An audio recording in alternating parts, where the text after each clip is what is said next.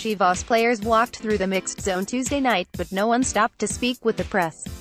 Their message already had been sent. "We're playing for another title. Fans and player, we're together." Read the shirts many Chivas players wore during training ahead of Wednesday's second leg of the CONCACAF Champions League final against Toronto FC, under the hashtag "Directors Do Your Part." Others simply flipped their training tops inside out. There was no distorting things. Chivas are giving everything to win the title Wednesday. They're doing it for themselves and for the fans. For the institution? Maybe not as much. It's been a rocky season for Chivas, and that's been in no small part because of tension between the boardroom and the players on the field. The tone was set before the season when Oswaldo Alanis was kept out of the majority of pre-season because of a contract dispute.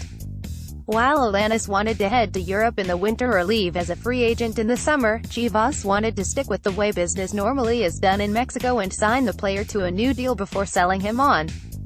Eventually, things gave. Alanis is expected to leave the club this summer and joined the team back on the field. That was after a poor start from Chivas was exacerbated because of how thin the team is at the back, where Alanis is a key player.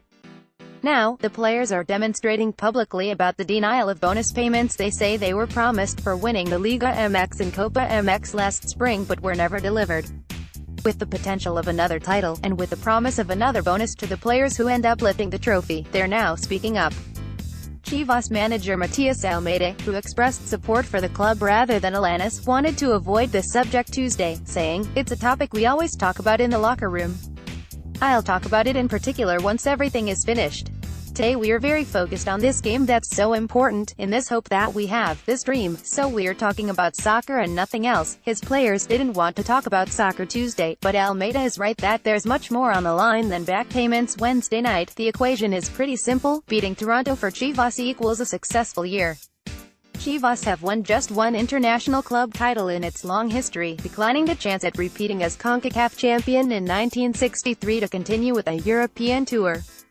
This would be the first in the modern era and give the club a chance to fly its banner as the most Mexican of teams, one that fields only Mexican players, at the Club World Cup in the winter. Letting the 2-1 aggregate lead slip away would equal failure. This is a team that had won 2 titles last season, lifting the league trophy and the Copa MX.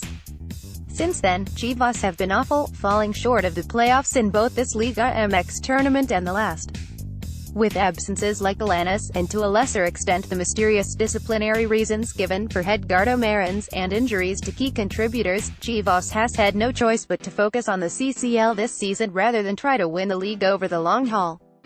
Almeida has drawn up impressive game plans using resources he's been short on. Could all that fade away with the players' minds elsewhere? Chivas captain Jair Pereira said there's too much at stake for the missing payments to be any sort of distraction. "We know how to differentiate things. We know how to separate the problems. Tomorrow we're going to play for a lot of things, the future," he said at a news conference. "I hope our fans know the team still has this focus. We're more united than ever, we've got a dream and there are 90 minutes left. That's all that separates Chivas from success and failure. 90 minutes of defending a lead, looking to expand on it and keep a Toronto FC team that has been impressive on Mexican soil from reversing the tie. It will all be decided Wednesday night, whether or not Chivas lift the title, and whether 2018 is acceptable or an abject failure for Mexico's most famous team."